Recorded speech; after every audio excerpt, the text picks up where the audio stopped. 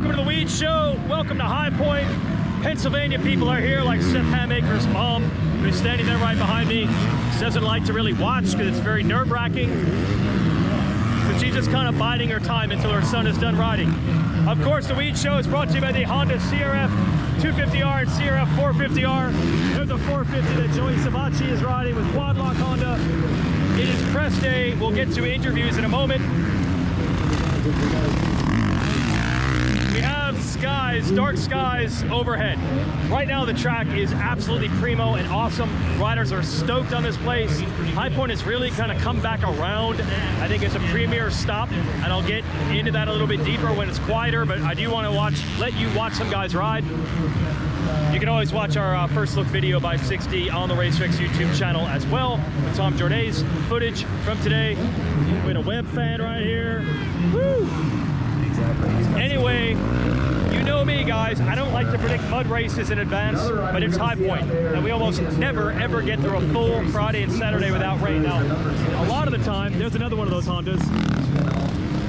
Been lucky lately with a lot of Friday rain, and it's muddy-ish early on Saturday, but okay for the motos. This year might be reversed. It might end up being muddy on Saturday. The forecast does not look good.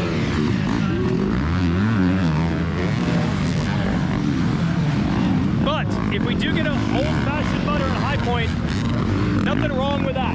Because I feel like part of the legacy of this event that is starting to come back around are some of those mud races in the mid-90s, several years in a row, and the peak being the Bradshaw 97 win. And let me tell you something. If you haven't been to this track in person, you do not realize how steep these hills really are. I remember that 97 race. I was here as a fan, and I was running from that hill to this hill somehow. I'm not even sure how. I swear I wasn't cutting the track, but I knew I made it from one end to the other. And I felt like I was walking on a GNCC track to get from one part to the other. I had boots I had just bought. That was it. I wore them one day in my life. They were toast after that race. Anyway, in the mid-90s, I think that was peak High Point, and it was also peak mud races at High Point. And it all seemed to blend together. That Bradshaw one is something the fans will never forget. It was one they will never regret either. It was fine. So if we get that, I almost feel like it would be the perfect ending to the comeback. What's up, Mitch Kendra? To High Point putting itself back on the pedestal. And this is what I want to talk about, the ebbs and flows of all these tracks and the legacy of all these tracks. So, back in the day, I feel like the tracks that were most heralded were the ones that had the European GP, USGP, or the nation's heritage. That would be Carlsbad in California and Unadilla, of course, in New York, East and West. Because if you think about the early days of the sport here, 60s, 70s, through the 80s, the Europeans were the stars. So if you were the track that Roger DeCoster raced on, Unadilla, Carlsbad, things like that, that had panache no other track could match. Now, going into the 80s, there goes Ty Masterpool, who told me he's feeling better and hopefully not going to throw up this weekend. Threw up right before the second moto last week. Actually visited with Levi Kitchen's nutritionist to try to get this figured out for Masterpool, who won here last year. Anyway, by the 1980s, the European thing, America started winning the nations every year. That wasn't quite the heritage of USGPs and all that, didn't matter quite as much. And other tracks started to come to the forefront. Carlsbad was pretty much done, hosting big races. Unadilla went through kind of a down phase of the riders complaining about the soil on the track. They fixed a lot of that. But I feel by the mid-90s, High Point and the Memorial Day weekend has started to become maybe the event of the year. Memorial Day weekend was very important because everybody had an extra day off. It's hot. It's Father's Day weekend these days. Father's Day is cool. I'm a dad, that's cool. But when you build in an extra day off of work on Monday after the National, and they used to race on Sundays, it made for a heck of an event. Now there was a big sacrifice made to take High Point off of that Memorial Day weekend because, contrary to everyone and their nostalgia, things used to be better back in the day. They got smarter and realized, you know, first, motocross and supercross seasons used to overlap. That wasn't really good for anybody. Imagine a supercross title being ruined because someone broke their leg at a national right before the last round. So they got rid of that. That pushed the start of the motocross schedule back. The teams, they want a more logical travel pattern. Helps the privateers too. Think about it, you race Denver, Salt Lake, weekend off, the test for outdoors, then 2 rounds in California, then Colorado. The travel schedule and the not overlapping of the 2 series, it's much smarter, but the sacrifice that had to be made was High Point had to move off of that May date, and it made an impact, man. Crowd wasn't the same for a long time, and also just about every national track, except for Redbud, which has somehow managed to keep the having a good time element and the racing element, somehow those things are managed to coexist. Almost every other national track has had the reckoning of, is this a race or is it a hangout? We can only go so far, the hangout part, and they had to tone that back. They don't have the hill people stuff at Unadilla anymore. This is not the party atmosphere that it was back in the day. This is a professional sporting event. That's the atmosphere now, and that's cool, but it took a long time to get back to where it was. But I'm now starting to hear riders talk about these fans, riders start to talk about this track as one of their favorites, and it's about time. It's been almost... All right, press day. This is Reed Taylor, who Club MX announced you were going to be racing Supercross. You're an Australian. Then I didn't see you until now. So what happened, Reed Taylor? Pretty much, yeah, I got the club and unfortunately I had an injury and then it kind of just dragged on, I guess, and I was hoping to make the last few rounds of Supercross, but yeah, it didn't really work out, and I've been back there riding motocross, and yeah, here we are. What series did you race last year? Give us your run up to this. I did the whole Oz Supercross and Oz Pro MX, yeah, yes. In Australia. So where were you there in that series? Did you feel like this is where I need to go to grow? Or do you have room to grow there? Or is this like, this is the next logical step to come here? Yeah, well, unfortunately I didn't really have, like, this was kind of, club reached out, and yeah, this was kind of the where to go, I guess, for Supercross, yeah. And obviously I've always wanted to come over here, and yeah. It's just bigger here. Pretty much, go for it. Yes. Bigger, better. So you can do Supercross, you just didn't get a chance to show it. Yeah. Okay. And then what is the goal today here? It's really your American debut, so to speak. Yeah, I guess just get my feet wet, and yeah, I don't really know where I'll stack up, but hopefully run up front and see what we can do. Okay. Make up for the lost time. You'll be all good. Okay, we did it. I mean, you had a stick, so I wasn't going to argue. Whatever you say, sir. It's been very effective. Yes. So far. This guy, Seth Hamaker, where did you go? I saw you picking up a bike in the second turn of Hangtown, and then we didn't see you since. Yeah. What happened? Like 2 corners later, I had a really big crash. Right then? Yeah, like first lap? Just like first lap. I crashed with Nate in the beginning, and then got up and went down the hill, turned right, was going up that uphill triple. Some kid in front of me did it, so I just went double because I didn't want to land on him. And then I went to go shoot off the last single, and he cased it and cooked it and came up short, and then I landed on his rear tire and ate shit. So, wow. Yeah. Okay, because I'm like, you looked fine getting up from the first crash. Yeah, that wasn't the problem. That was no problem. Yeah, the second one was what did it in. So last thing, how are you feeling then after a weekend off? I'm feeling good. My shoulder's a little bit still banged up. Took last weekend off for the shoulder and my head a little bit, just to be safe. Rather miss one than do more damage and not be ready for the rest of the season. So it's kind of a bummer though, because that first moto, you were probably seeing what you needed to do. For sure, yeah. It was getting a little bit better, and obviously it took a hold there pretty quickly, but that's racing sometimes, and at least it's not something too bad to where I'm out for the rest of the season on one race, and then we'll be back and pick up where we left off. High Point, you got to race. Yeah, got to race High Point. High Point. I'm glad you're here interviewing the winner tomorrow. You know, really? Everybody else, the great Barry Carson. Oh, really? Right. You're like, they're underestimating my boy. Now look, you're more Eastern PA, more Philadelphia side. Oh, yeah. So did you guys cross paths a lot? Oh, yeah. He was at our local races. He raced Corey a few times. Yeah. Corey beat him once at Sleepy Hollow. Yep. He was on his head a couple times, though. Okay. Yes. Oh, really? Yeah. But Corey got it done. Corey got it done. Oh, that's great. Local race, Carson got it done. How often would you go to Englishtown? I raced there probably like just a handful of times growing up, like four. That's it. But he was mostly Pennsylvania. Mostly Pennsylvania. So there's enough of a scene on the PA side where you don't have to go over there. Yeah. Oh. Luckily, like I grew up with. I mean, K-Rock was your biggest one, right? Yeah, K-Rock. But like I grew up with 4 tracks within an hour. No way. Yeah. Are they still going? Yeah, mostly. Yeah. It's always good to hear a local scene that's still going strong. Yeah, very fortunate to have a good local a good district. You know what I mean? Yeah. But you know what I noticed about all these Northeasterners? They all stay in their zone, man. Like, you guys don't go to New England. New England doesn't really want to come down to you. You're staying in PA. You'll dabble in PA. Right. I feel like everybody just stays in their zone. Well, we talked about New England on our podcast that time. They weren't very friendly up there. No, it's stay in your zone, man. New Jersey's good. Pennsylvania's good. Even Maryland likes us.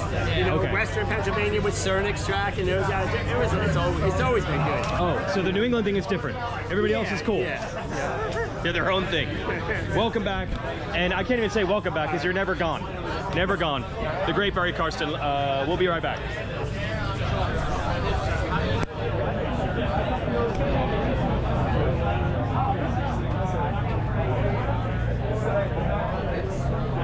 So last week on the show, we actually had Marchbanks and Drew Adams stand next to each other to see who was bigger. Stand up, young man. I don't know, it's getting shockingly close, to be honest. I feel like you're bigger than last week. Not in the last 6 days? I hope not. Okay. For you, that was good. That was a sign. I feel like the last, even hang time a little bit. Yeah. It's getting better. Definitely better. I started in second gear the first moto last weekend. Just by muscle memory? Yeah. I didn't even know. I didn't even think about it, and so I was like 30th over the whole shot line, and I came back up to 5th. So that was pretty good. Wow. It's absolutely That's even better than I knew you had a bad start. I didn't know it was second gear start level. Yeah. Dang. And then second moto I had some bike issues, but I was pretty happy with my riding overall. And I really liked the track. The track was fun. And this track this weekend is my favorite track, my second favorite track of all time. What is the number one then? Gopher Dunes in Canada. Oh wow. Okay. My favorite one ever. Sorry, those maybe down the road we'll get you back up there. All right, bro, Hangtown. Do we want to talk about that? Wasn't good. I crashed in the first moto. I was 30 seconds behind 39th place. I came back. I felt like I rode good. Yeah. Okay. Second moto, I had bike issues. Second lap. So. Look, I don't know if you know this. The team PR for Beta literally said "Crash Fest" in the headline, not just for you. Because there were like 4 betas out there. Yeah. So I'm like, when even the team PR admits a lot of guys crashed, that's not good. So what I was trying to bail you out and just move on and just talk about last week. Yeah, last week was way better. Yes. I rode like an absolute idiot the first like 3 to 4 laps of both motos. Yep. Like second moto, I think I was 19, and I went back to 25th. What? Just riding bad. Come on, bro. And then came back up, but I don't know. It's been a while since it's been almost 3 years since I've raced an outdoor, so it's like I don't know. The first couple laps are just different than a Supercross, and I didn't really get that at Hangtown because I crashed in the first moto, and then the bike issues so early in the second moto. So it's like I don't even really consider racing Hangtown. Okay. You know? That was like your get back into it race. Which sucks because this is our last round, but I know. Yeah. I shouldn't have taken it for granted. You've always been very fast outdoors. I shouldn't have assumed you would just jump right back in like 3 years had passed. You needed a round or 2. I wanted to be able to jump in like 3 years had passed. Yeah. Also, new bike outdoors. Like I didn't ride any outdoors on the bike last year, and then like I haven't done any testing on the bike this year on outdoors, so it's all still really new. But having fun with it. Just wish that I could race, the rest of the season. Because you're having fun with it. I am having fun with it. Yeah, interesting. So put in the same work to do 3 races or. Oh, good point. You didn't just show up. Like you were trying. No, I'm working my butt off. Dang. Well, what the heck, man? They got like Lawrence Brothers in there and stuff. What? Why are you not in with the big dogs, Robell? I came in there, but no one wanted to talk, so I just. Well, I'm here to talk business, baby. Yeah. Like 2 shifts in the night. Robell came back to my house to work HVAC. I wasn't even there. 8 o'clock at night. Yeah. Had a little headlamp. No way. Yeah, I got the job done. Get the job. You're like a guy working in the mines. Yeah, dude. There's not enough. I need more daylight. I wake up, it's dark. I get home, it's dark. So I buy a headlamp so I can wash my bike at night, do my bike work. Even in the summertime. Yeah. You're working that many hours. Yeah. Dude. At 10 o'clock at night, I'm doing bike work. So what is our scenario? it's a fixable problem You're at good. my house. Yeah, We're good for the summer. Until it's winter. Okay. I think it's just the defrost board. Okay. And I diagnosed it when I was there, but like I said, it's a $200 part. When it starts getting chilly, I'll come dial you in. I'm gonna come back anyway in a couple weeks to Asheville, so I'll just stop on through then, or like I said, it's gonna be warm for a while. So Yeah, it's October, until when I have to flip it to heat. December, November. When do you turn on the heat? It could be October. Okay. It could be. Okay. We got plenty of time. Plenty of time. Now, meanwhile, you said you were going to race a couple of these nationals. Here we so are. today's the day. We're back. Okay. What's the plan? Well, I got the bike done Wednesday. Okay. Rode it for 20 minutes yesterday. Shout out to the Mr. Coombs for getting me in the press. I DM'd him on Instagram. And it worked. Came through, bro. You're local-ish. Local-ish. I am three hours. Yeah, local product. Yeah. If you're that local to here, you're kind of like a mountain man. Yeah. How local do you want to be? Yeah. How local do you want to be? Did you race some races here growing up? Yeah, I grew up kind of racing like area qualifiers. I come here. Yeah. If there was a regional, we were here. Yeah. For the Northeast. This is a Northeast race. So right. I've rode here a lot growing up. I did last year. I raced the national. Went horrific, but we're here. I made it. So feeling a bit better shape this year. So we'll see how it goes. My last thing is a couple GNCCs, so that's still in the plan. I don't have time. Reality, that's what I was afraid of. I know you had a plan back in like December. I don't have time for this. Yes, because you're working. Yeah. They did them at night with headlights, right? Yeah. Oh yeah, right, with the headlight thing on. Oh my gosh. All right, so I don't know if it's summer of Robell, but at least you're racing. We'll see tomorrow. We'll see, maybe. I got him in press. I talked to him. I didn't get him in press, as in Davey's the one that got him into press day, but I actually talked to him before press day, so that's something right there. Let's keep going. Now we're going back inside. The great Ezra Lusk right here. You wouldn't even know he's low profile. He's just here to get a job done for the AMA. That's one of the greats, and he's just doing the deal as far as penalties and all those things. See what else we can grab. I keep interrupting every convo that Benny Bloss is in, so I'm gonna take a break.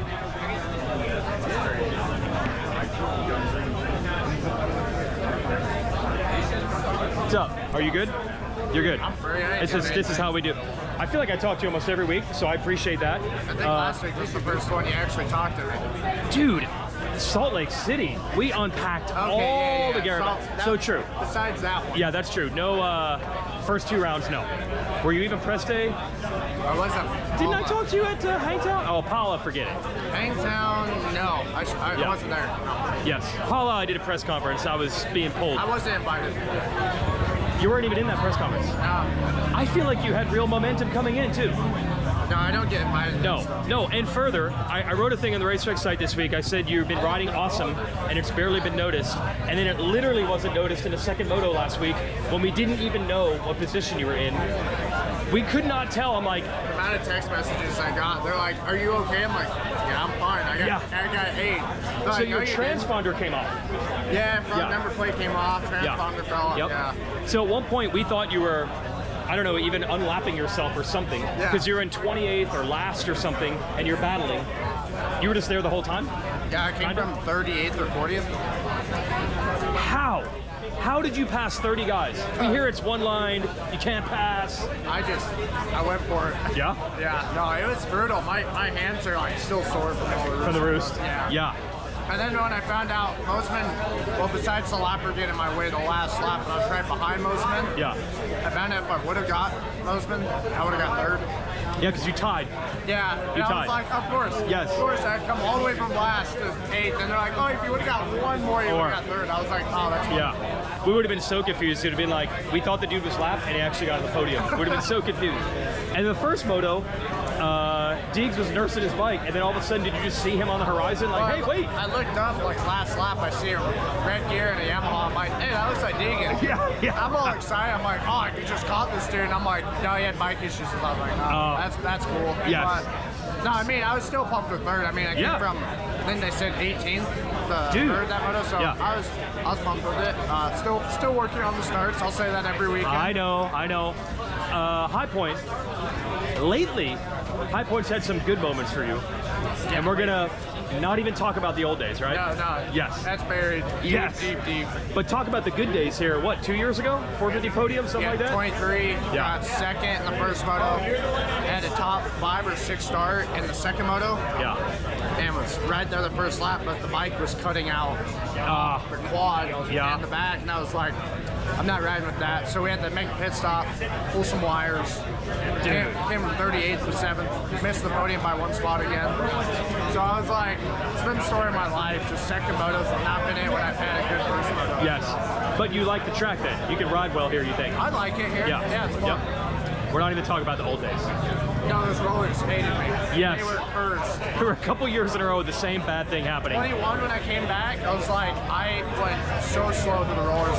Like, the last lap, I remember, or the last couple laps, second moto in 21, I just kind of like fast pumped through them. I was like, I'm not jumping. You're not jumping the rollers. I gotta beat the curse first to get through this. And look where you are now. Now it ended up being one of your better tracks. Yeah. You just had to get through it. It's actually one of my favorite ones. So, yeah. That's what I was hoping you'd say. All right, we're talking to you. We're good. The European connection, that's Patrell, and that's H-Law. I want to get to, just go back to Oklahoma and hang out. Yeah, I feel like I'm interrupting all your combos. Sorry, I'm friends with people. I don't Go back to Oklahoma and hang out there. Like, go by myself. Find your time. I saw a photo somehow of you with Brock Hepler yesterday. Colt Nichols. How? That was awesome. We went to Pleasure Valley for the RM Army Ride Day. Okay. Yep. And Brock was out there just ripping around on a stock 450. So that was really cool. I've never actually met him before. Okay. So got to meet him, bench race a little bit. He was obviously like I mean, he was huge. Like whenever I was growing up watching racing and stuff, that dude was a legend. So that was cool to meet him. It was sick. When I saw the photo and it looked like you were fired up, I'm like, oh yeah, Hepler is now at the age where he's almost like a myth. Like you had never met him, but you know of him. Well, I was just shook to realize he's only like 38 years old. Yeah. I had no idea. Yes. I thought he would be like much older than that, but he retired at like 23, 24. Yeah, makes sense. So like it was, that was like the most surprising thing, but I mean, that dude won a lot of races. He was incredibly fast, so just short-lived. Very short-lived. Yeah, it was an unfortunate one. The concussions did him in. The people around here are very disappointed. That was their guy. As for you, last week, I'm like, oh, this is going to be a bad one. And then all of a sudden I look at the end of the day and I'm like, whoa, we got like a 9th in a moto. You pulled it back. Yeah. It was not great. In practice, I think I qualified like 30th or something. It was terrible. And we were like struggling with the bike a little bit and we couldn't quite figure it out. Went into Moto 1 and I'm like, dude, I'm too old for this. Like, I'm not like taking any chances. Yes. We pulled off. We got it fixed. Luckily, Larry like really went to town and figured out what the problem was. And then I got a good start in Moto 2 and that was like the whole race. So finally started within the top 10 and luckily stayed there. So that was cool. It was like a good confidence boost to get in the top 10. That's where I feel like I need to be. So that was nice. I enjoyed that. Okay, so reproving yourself. Although the 2 years ago when you came back for a few of these to get into SMX, weren't you hovering top 10, like 10, 11-ish? I went to Washougal on the Cowie and went 10-10. Right. Yeah. So you know that's where, top 10 is where you... I feel like that's where I should be. You know, exactly. It's just tough. Like, I haven't raced a lot of these races since 2019, 2021, so it still feels like new to me. You know, I haven't raced most races on a 450. I've only done a handful of these races, so it's been fun. It's been rebuilding, but that's kind of where I'm trying to get at. There we go. All right, way to salvage it. I'm like, this is going to be a bad one. Next thing you know, he's 9th. Good job. That's Colt Nichols. Just reunion of the dog pound guys here. It's like a Florida hangout, and we'll be right back. Let me wipe this off because we got some dust. Hang on. Okay, that's a wrap on press day. It's a wrap on the Weege show. But I was going to show the how it was, how it is. I'm actually going to get one of these. Honda backs the show, but I need a pit bike. I think this is a good choice. But then I saw this, the XR75. I'm glad to say I'm young enough to say this, which is the XR75, a little bit before my time. But I always felt like the XR75 was like the perfect dirt bike. You know, these things for their day, they were 4-strokes, were unbelievably reliable. It's just enough of a real bike to be like legitimately fun to ride. Look, it even has a little bit of suspension travel. So that always seemed like the perfect bike to me. A 4-stroke or a 2-stroke, right? Why does that pipe look like a 2-stroke? I mean, XRs are 4-strokes. Very thin. The header looks like a 4-stroke, but that's an odd muffler. Anyway, the XRs, the unkillable 4-stroke Honda line, now they call them CRFs. Honda, if I could give you some advice, just call them XRs. I just very rarely get to see these in the flesh. Our guy Megawatt, who's the announcer, actually bought this from our other guy, Nick McCabe, who has an unbelievable collection. This is MX Sports people who collect bikes, trading with each other, and it's cool to see one of these in person. That looks like it'd be fun to ride right now. Like they should just make a bike like that right now. Or the CRF450R, which I want to get because I want my kid to ride a quiet bike so we can ride more often in the neighborhood. But you got to have a clutch, everybody. Motorcycles need clutches. That's it for press day. One other element of the High Point thing I was going to say was also what made High Point such a big deal back in the days when it was a Memorial Day weekend is there weren't a lot of Eastern races. Supercross very rarely visited this area of the country. And also there weren't a lot of riders based in this area. You go back to the 1980s, you look at the results of the Nationals, pretty much everyone was from California. That's what made the Damon Bradshaw thing, the beast from the East, so significant. He was a guy from North Carolina who could beat the Californians, and then he really established that specifically at this track, which was kind of thought of as the first Eastern visit of the year. Yes, occasionally they went to New Jersey. Yes, occasionally they went to Foxborough, but we didn't have Eastern staples and Northeastern staples on the calendar until you got here. World's changed quite a bit. You had Bradshaw, then Carmichael started winning here, then Stewart, and the whole thing has shifted east massively. And now the races have as well, because there were 4 Northeastern Supercrosses this year for the first time. And I guess that's the question. Does the Pittsburgh race about a month and a half ago, does that ramp up the level of interest in High Point? Does it take some of it away? I guess we'll find out. But it is cool to see that migration that happened over a long period of time.